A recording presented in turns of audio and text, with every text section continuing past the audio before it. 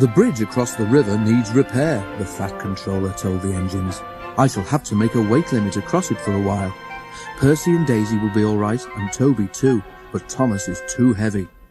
Thomas looked anxious.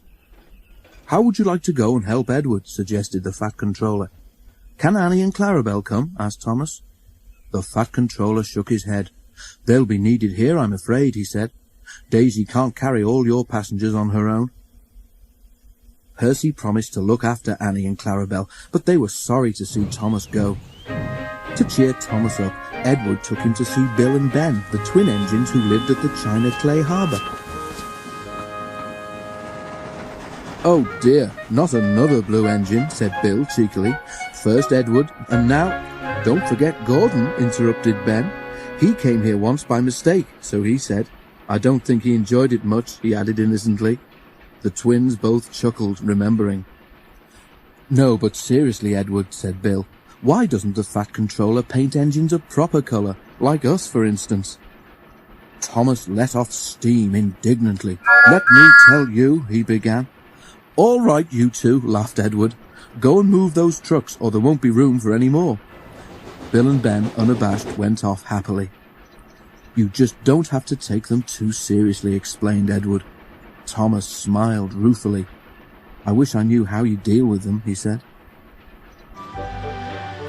Near the harbour, the line crossed a lane. The crossing had no gates. The lane led to a farm which made butter and supplied eggs and milk to shops in the town. One morning, the farmer had difficulty starting his lorry. He did it at last, but the lorry jerked along in fits and starts. The farmer was worried about his load of milk and butter and eggs.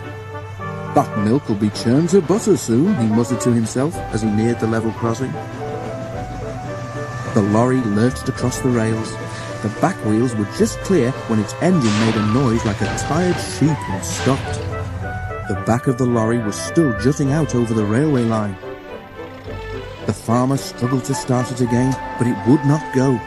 He had just got down to telephone for help when he heard a train approaching. Thomas wasn't going fast. When he saw the lorry, he shot his brakes hard, but he couldn't stop. He hit the lorry with a loud crash. The force of the blow spun the lorry round.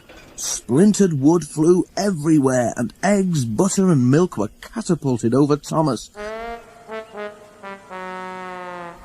"Ugh!" he exclaimed and stopped. "Just look at my poor old lorry," said the farmer, emerging from behind the hedge where he'd been sheltering. "What a way to make an omelette!" The driver made sure that Thomas wasn't hurt, then stood back and surveyed the mess. He began to laugh.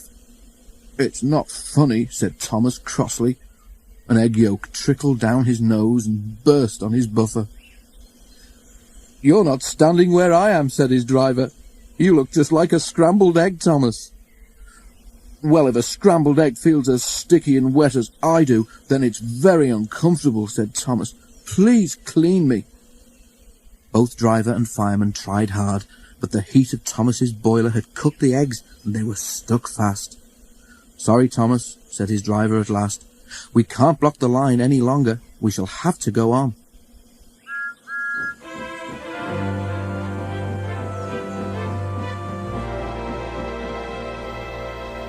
At the end of the line, Thomas was taken to Bill and Ben's yard to be cleaned.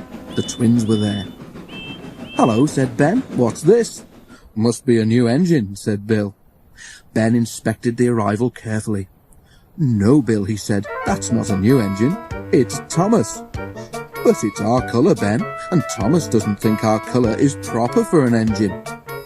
They heard a grinding noise. "Are your joints stiff, Bill?" asked Ben. But it wasn't Bill's joints. It was Thomas, gnashing his teeth.